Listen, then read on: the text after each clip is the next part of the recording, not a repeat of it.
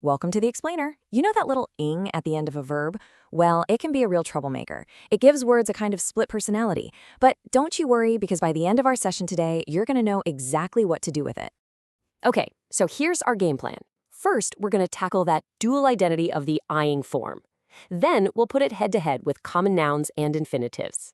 After that, we'll dive into some advanced stuff and finally solve the mystery we started with, before we wrap it all up with a quick summary and a fun little challenge for you. All right, first things first, let's get right to the core of the problem. In English, an ing word can look exactly the same, but mean two completely different things. It's like it's leading a double life, and our mission is to figure out which identity we're looking at. Just take a look at these two phrases, that flying bird and that flying jacket. The word flying is identical, right? But what it's actually doing in each sentence is worlds apart. One describes an action that's happening right now, and the other describes what the jacket is for. So, this brings us to the big question we're here to answer. Is it the same word doing the same job? Spoiler, no, it's not. And understanding why is really the master key to unlocking the whole concept of the gerund.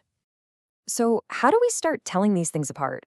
Well, let's begin by putting the gerunds side by side with a regular, everyday noun. They might look like they belong in the same category, but trust me, there's a huge difference under the surface. You know, this quote just nails the difference perfectly. Let's look at the word death. That's a noun. It's a static thing, an abstract idea. It's a destination, a single endpoint. But dying, now that's a gerund. It's not the endpoint at all. It's the journey to the endpoint. It's all about the process, the action, the continuation. This right here shows you the true heart of a gerund. It's a noun that hasn't forgotten it was born from a verb. Here's another way to look at it. If I say, hey, let's have a drink, I'm talking about one single event. But if I talk about the problem of drinking, I'm not talking about one single glass, I'm talking about a continuous habit, the whole activity. See the difference? One's a simple noun, the other is a gerund. And this is really the key. Gerunds are nouns, but they have verb DNA. They're all about naming these continuous activities, like swimming, skiing, or mountain climbing. And because they act like nouns, you can do noun-like things to them, like count them, 2 weddings, or even give them an owner, like his running. Okay, and now for the main event. This is the classic showdown, the one that trips up pretty much every English learner. The gerund, our VIing, versus the infinitive, the 2V form. If you only remember one thing from our whole discussion today, please make it this.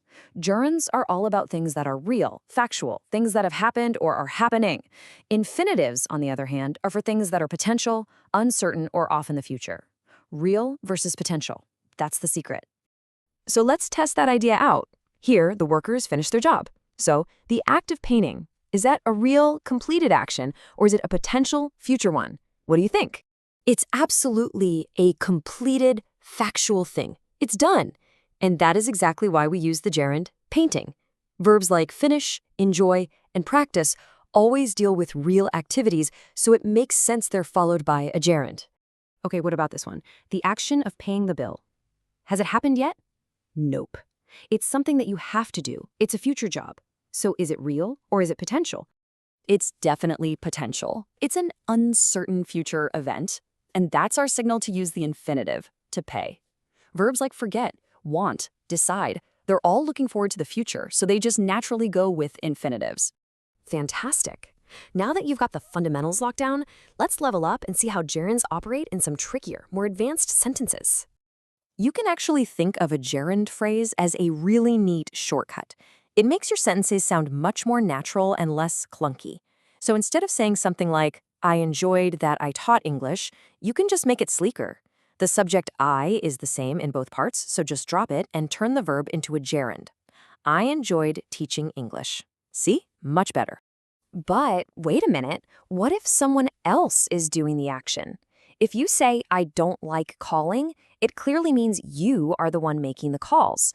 But what if it's John who's making the calls and it's bothering you? Well, you have to give the gerund its own subject. And you do that with a possessive. I don't like John's calling. That little apostrophe S tells us exactly who is doing the calling. So we can give a gerund its own subject. But what happens when the gerund itself is receiving the action? That's where we use the passive form.